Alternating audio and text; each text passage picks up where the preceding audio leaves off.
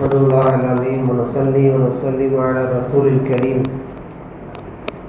أما بعد قال الله تعالى في كلامه القديم والفرقان الحميد أعوذ بالله من الشيطان الرجيم بسم الله الرحمن الرحيم إنما أمره إذا أراد شيئا أن يقول له كن فيكون صدق الله العظيم. அன்பிற்குரிய ஜமாத்தார்களே, இன்று 23வது ஜுஸு ஓதப்பட்டது. இந்த ஜுஸுவின் ஆரம்பமே சூரா யாசினுடைய மிச்ச பகுதி ஆரம்பித்து முடிகிறது.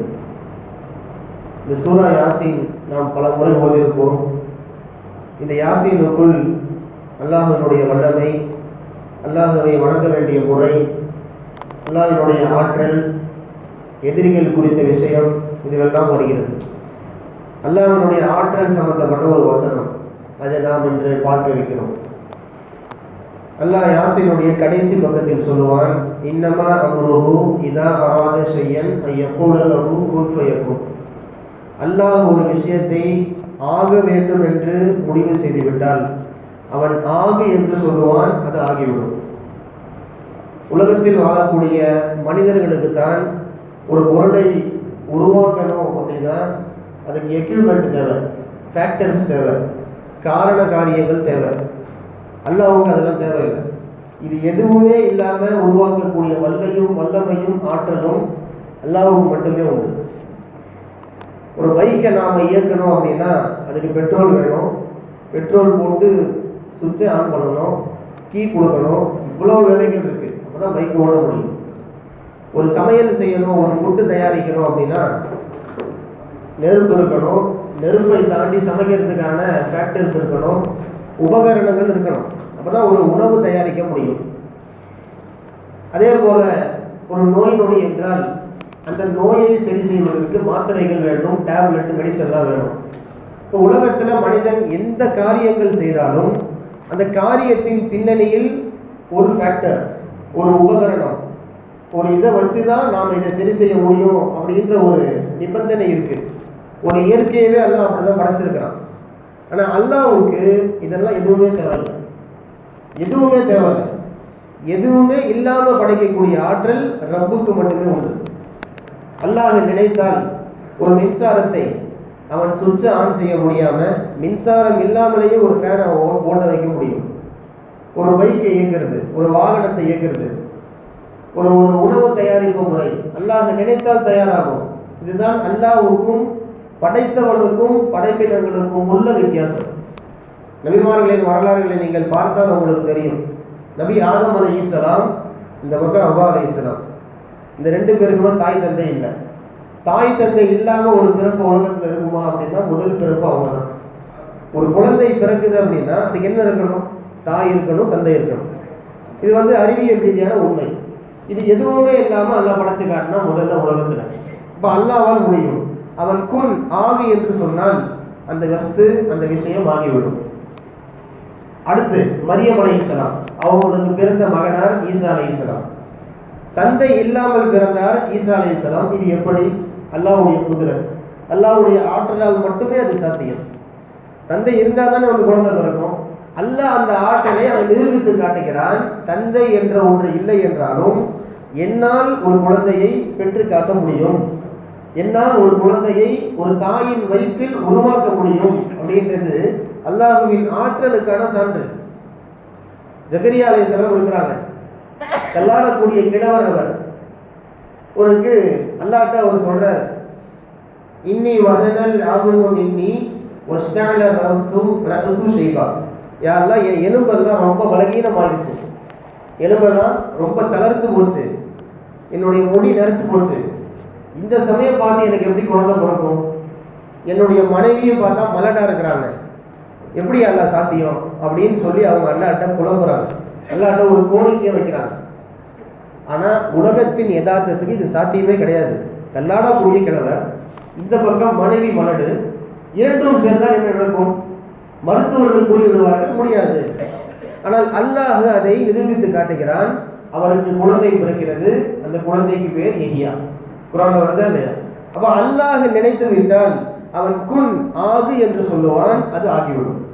மனிதர்களை போன்று காரண காரியங்கள் பின்புலங்கள் எதுவுமே ரப்புக்கு தேவையில்லை என்பதுதான் நாம் இன்னைக்கு பார்க்குற விஷயமே. அல்லாஹ்வுடைய ஆற்றல் வேறு, மனித சக்திகளின் ஆற்றல் வேறு. படைப்பவன் காலிக்கு வேறு, மஹ்லூக் வேறு என்பதுதான் நாம் இன்னைக்கு பார்க்கக்கூடிய சூரா யாசீன் சொல்லக்கூடிய விஷயம். சூரா யாசீனை நம்ம பல நூறு தடவை ஓதிருப்போம். ஆனால் அதுக்குள்ள என்ன கருத்து அடங்கியிருக்கு அப்படின்றத நம்ம ஆராய்ச்சி பண்ணாதான் தெரியும். இப்போ அதில் வர முக்கியமான கருத்து இதுதான். இயற்கையவே அல்லாஹ் மாற்றி காட்டக்கூடிய சக்தி அவன்கிட்ட இருக்கு. நெருப்பு என்ன செய்யும்? சுட்டரிக்கும். ஒரு கை எடுத்துட்டு போய் நீங்கள் லைட்டாக வச்சா கூட அந்த நெருப்பின் தாக்கம் ஆறுவதற்கு ஒரு வாரம் ஆகும். அந்த நெருப்பினுடைய சக்தியை, ஆற்றலை, அதன் இயற்கையவே அல்லாஹ் மாற்றி போட்டான் சில நபிமார்களுக்கு. நூஹ் அலைஹிஸ்ஸலாம் 950 வருஷம் அவர் தாவா பணி செய்தார், இஸ்லாத்திற்காக உழைத்தார். அந்த உழைப்பின் பின்னணியில் கொஞ்ச நபர்கள் தான் இஸ்லாத்துக்கு வந்தாங்க. கொஞ்ச நபர்கள் 950 வருஷம், ஒரு வருஷம் எடுத்துக்கிட்டா கூட வந்து கிட்டத்தட்ட ஒரு 900 நபராவது இஸ்லாத்துக்கு வந்திருக்கணும். ஆனால் 100 நபர்களுக்குள்ளே தான் இஸ்லாத்திற்குள் வருகின்றார்கள். ரொம்ப கம்மியான நபர்கள். நூஹ் அலைஹிஸ்ஸலாம் ஒரு மாதிரி அவங்க என்ன சொல்றது, அதிருப்திக்கு உள்ளாகி அல்லாஹ்ட்ட காஃபிர்களின் சேட்டை தாங்காமல் அவர் இப்படி துவா செய்தார். ரப்பி லா ததர் அலல் அர்தி மினல் காஃபிரீன தய்யாரா. யா அல்லாஹ், இந்த உலகத்தில் வாழக்கூடிய உனக்கு எனக்கு இஸ்லாத்துக்கு எதிராக செயல்படக்கூடிய ஒருத்தரையும் விடாத, யாரையும் நீ விட்டு விடாத. அவங்க சொன்ன உடனே அல்லாஹ் சொன்னான், நூஹே, என்னுடைய அதாபு வர காத்திருக்கிறது. நீ கேட்ட மாதிரி, நீங்க துவா செஞ்ச மாதிரி உன் சமூகத்துக்கு என்னுடைய அதாபு வரப்போகுது. என் அதாபு, வேதனை வரப்போவதற்கான அடையாளம் உங்கள் வீட்டின் தாய்மார்களின் அடுப்பு இருக்கா இல்லையா, நெருப்பு சமைக்கிற அடுப்பு, அந்த அடுப்புல தண்ணி ஊற்றெடுத்து ஓடுன்னு சொல்றான் அல்லாஹ். அடுப்புல எப்படி நெருப்பு ஓடும்? அடுப்புல நெருப்பு எரியும், நெருப்புல எப்படி தண்ணி வரும்? ஆனால் நூஹ் அலைஹிஸ்ஸலாம் சமூகத்தில் வேதனை, அதாபு வருவதற்கு முன்பாக அல்லாஹ் சொன்ன மாதிரியே வீட்டில் சமையல் செஞ்சுட்டு இருக்கிறாங்க தாய்மார்கள். அடுப்பு எரிஞ்சிட்டு இருக்கு, அந்த அடுப்பில் இருந்து நெருப்பில் தண்ணி வருகிறது. இது எப்படி? அல்லாஹ்வினுடைய ஆற்றல். அவன் ஆகு என்று சொன்னால் அது ஆகிவிடும். இப்படி நிறைய சம்பவங்கள் சொல்லலாம். நபி இப்ராஹிம் அலைஹிஸ்ஸலாம் அவர்கள் குல்னா யா நாரு கூனி பர்தன் வ ஸலாமா அலா இப்ராஹிம், இப்ராஹிம் அலைஹிஸ்ஸலாம் அவர்களை துன்புறுத்தி ஏகத்துவ பிரச்சாரத்திற்கு உறுதுணையாக நின்ற இப்ராஹிம் அலைஹிஸ்ஸலாம் அவர்களை நம்ரூது தாங்கிக் கொள்ளாமல் என்ன செய்தார்? நமக்கு வரலாறு தெரியும். நெருப்பு கூட்டத்தில் போட்டான். நெருப்பு கூட்டத்தில் நம்ரூது போட்டான். இப்ராஹிம் அலைஹிஸ்ஸலாம் உள்ள போய் கொஞ்சம் கூட அவங்க மீதியை கிடையாது. அல்லாஹ்வின் மீதான தவக்குல். அல்லாஹ் நெருப்புக்கு கட்டளை இடுகிறான், குல்னா யா நாரு கூனி பர்தன் வ ஸலாமா அலா இப்ராஹிம், நெருப்பே உன் இயற்கையை நீ மாற்றிவிடு. நெருப்புடைய தன்மை என்ன? சுட்டெரிக்கும், அவனை கரித்து விடும். ஆனால் அந்த நெருப்பை அல்லாஹ் குளிராக மாற்றி காட்டினான். இப்ராஹிம் அலைஹிஸ்ஸலாம் நெருப்பு குண்டத்துக்குள்ள இருக்காரு, நெருப்புல போய் கையே இல்லை, உடம்பே நெருப்புக்குள்ள இருக்கு. ஆனா அந்த நெருப்புக்கு அல்லாஹ் போட்ட கட்டளை, நெருப்புக்குள் அவர் சாந்தமாக குளிராக இருக்கிறார். இது எப்படி? அல்லாஹ்வினுடைய வல்லமைக்கு சான்று, அல்லாஹ்வினுடைய ஆற்றலுக்கு சான்று இது. அவன் ஒரு விஷயத்தை நாட வேண்டும், அவன் செய்ய வேண்டும் என்று சொன்னால் அதற்கு காரண காரியங்களோ உபகரணங்களோ எதுவுமே தேவையில்லை. அபூ ஹனீஃபா இமாம் ரஹ்மத்துல்லாஹ் உலகத்தில் மிகப்பெரிய மார்க்கத்தினுடைய சேவகர். இவர் ஒரு விவாத புயல். இஸ்லாத்திற்கு எதிரான எந்த கைவர்கள் வந்தாலும் அடித்து துவம்சம் செய்வார். எப்படி? விவாதத்தின் மூலமாக. யாருமே அவர்கிட்ட விவாதம் பண்ணி ஜெயிச்சதா வரலாறே கிடையாது. அவருடைய விவாதம் ஒரு அறிவுபூர்வமாக, ஒரு சாந்தமாக, எதிரிகள் வாயெடுத்து போகக்கூடிய அளவுக்கு நுணுக்கமாக இருக்கும். சொல்வது யார்? அபூ ஹனீஃபா இமாம். பாருங்க, ஒரு மனிதர் வர்றாரு, விதண்டாவாதம். அதெல்லாம் இந்த பேச்சுலாம் விதண்டாவாதம். அவர் வந்து என்ன சொல்றாரு? அல்லாஹ் மட்டும்தான் படைக்க முடியுமா? ஏன் நான் படைக்க முடியாதா? என்னாலையும் படைக்க முடியும். இவருக்கு வந்து கடவுள் நம்பிக்கை இல்லை. ஒரு ஜீசஸ், ஹிந்து, அல்லாஹ் எதன் மீதான நம்பிக்கையும் அவருக்கு இல்லை. இப்போ அவர் என்ன பண்றாரு? இமாம் கிட்ட வேறுட்டு வந்து வாய விடணும் அப்படின்ட்டு விதண்டாவாத நோக்கில் அவர் என்ன செய்யறாரு தெரியுமா? அல்லாஹ் மட்டும் தான் படைப்பானா, நானும் படைச்சு காட்டுவேன். ஒரு 2 நாள் கழிச்சு நான் ஒரு விஷயத்தை படைச்சிட்டு உங்களோட வரேன் அப்படின்னு சொல்றாரு. அந்த நாத்திகர் ஒரு கறித்துண்டை எடுத்தார். ஒரு கறித்துண்டு மாமிசம். அந்த மாமிசத்தை எடுத்து ஒரு மரத்திற்குள் அவர் புதைத்து வைத்தார். 2 நாள் கழித்து பார்க்குறாரு, அந்த கறியை எடுத்த உடனே நிறைய புழுக்கள் இருக்கு, நிறைய புழுக்கள். நேரம் அதை கொண்டு போகிறார் அபூ ஹனீஃபா.